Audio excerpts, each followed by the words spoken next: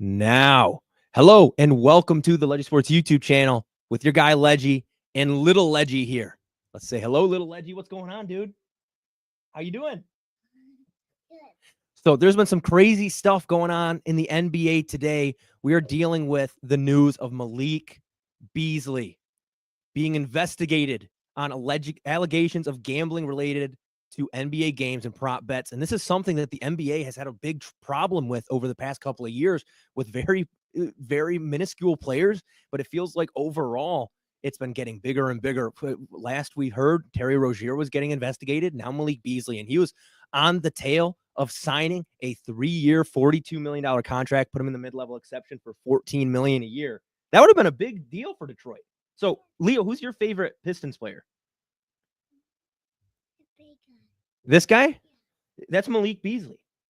Did you like Malik Beasley? Yeah. A lot of people did, and a He's lot of bad guy. I don't know if I want to call him a bad guy. We don't know yet. We don't know the exact details of what's going on.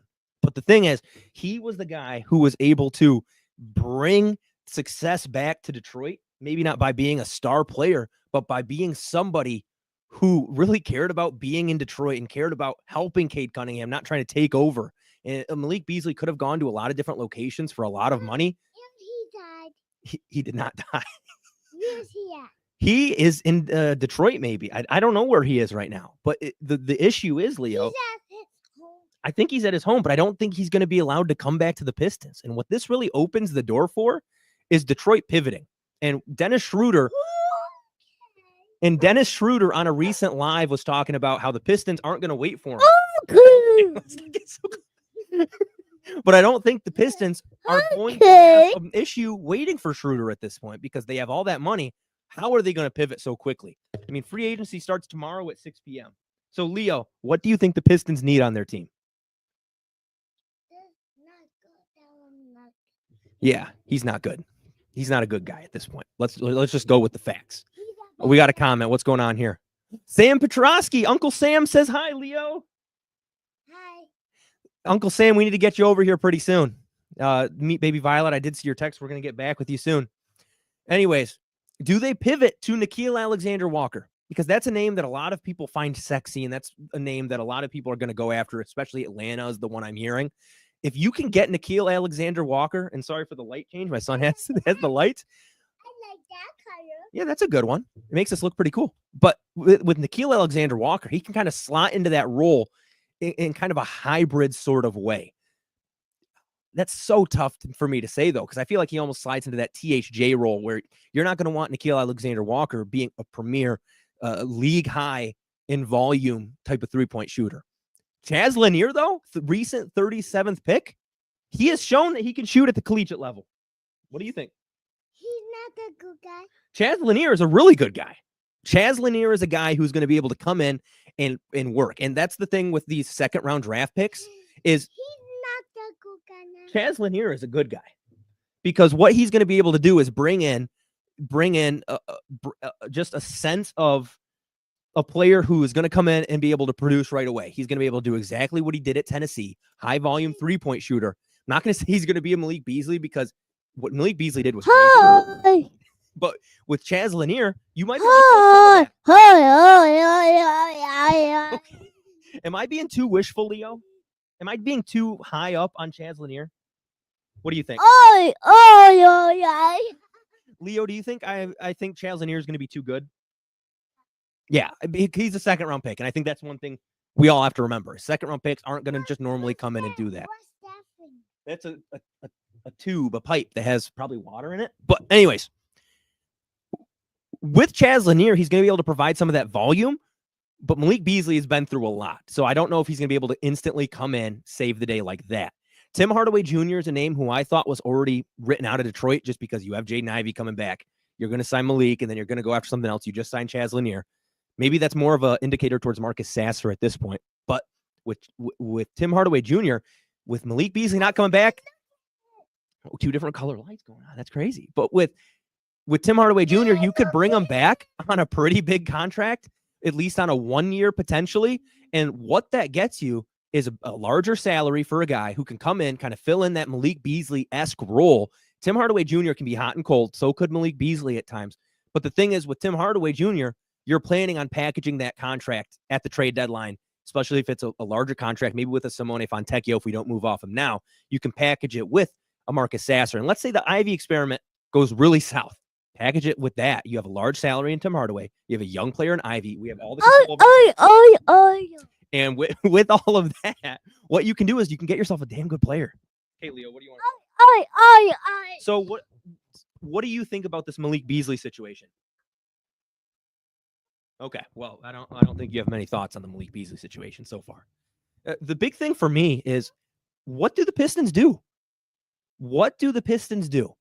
There's a lot of different directions they can now move to, because I brought this up a little bit ago. Welcome to the 6 viewers in here. I brought this up a little bit ago with Tim Hardaway Jr. With Dennis Schroeder. He was mentioning in his live that he wants to be back in Detroit, but Detroit's not going to wait for him. Maybe now they're going to wait. That seems like the most reasonable thing that could happen at this point, because wouldn't they? What else are they going to do unless this opens the door for a cap space to go get a Santi Aldama and a Nickeil Alexander-Walker? Those are two pretty big upgrades. Then you have Jaden Ivey filling into that role that Malik Beasley had. And Leo, come back up if you want to. You can just hang out, do whatever you want to do. Oh, what's wrong, buddy? Just find two of them. Anyways, for me, the biggest takeaway is the player that basically brought the life back into Detroit after years of failure. He's probably not going to be a Piston, and he might not be an NBA player anymore. Even if he's able to come back, I don't know. Did Detroit know this was going to happen? That's my other question. Because if they did, that's probably why people have been bringing up Nickeil Alexander-Walker a little bit more recently, because Detroit usually doesn't get linked to a lot of different players. But the players they have been, very recently, Santi Aldama, very recently, Nickeil Alexander-Walker.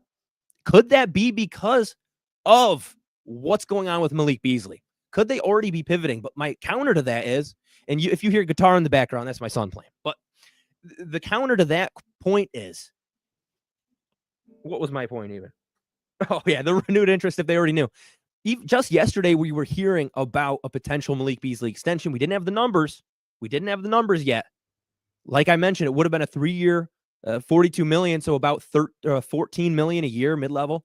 Would have been a great fit there. Not an overpay, not an underpay.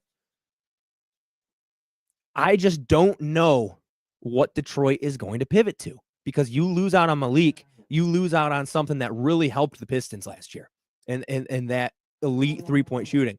And now he's playing a horn. So, Leo, do you have any more points you want to make on the Pistons? No. Okay. Well, hey, come here. Come talk about the Pistons. You're going to stay right there? Okay, buddy. If you guys have any ideas in the comments of what you think could potentially go on with this Pistons team, let me know. Because it just feels like the Pistons were pretty locked into playing it patient and going into the deadline with some contracts and picks being able to move.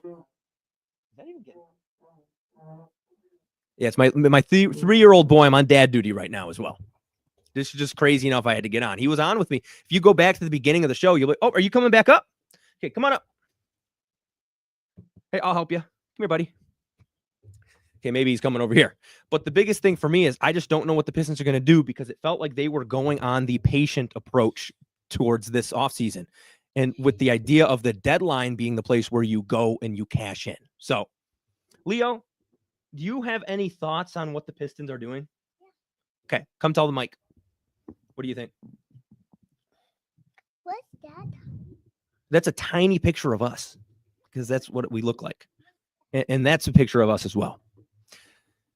But guys, I guess I just don't know. I rambled. If you're joining in late in the show, make sure you check out the beginning of it, because I think that's where I was the most heated on this.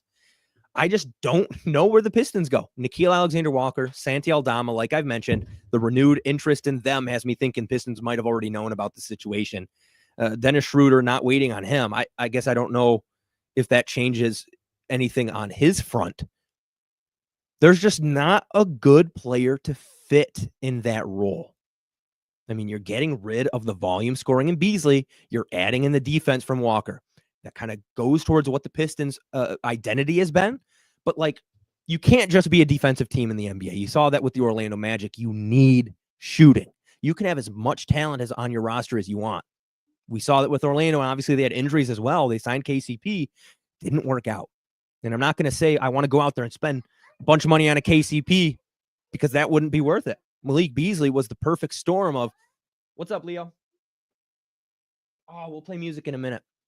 But the biggest thing with Malik Beasley is we got him on such a cheap deal, and it was seen as a bargain, one of the best deals of last free agency. So you can't find something to fill that void, because if you want somebody as good as Malik Beasley was, you're probably going to have to trade for it, and it won't be worth it.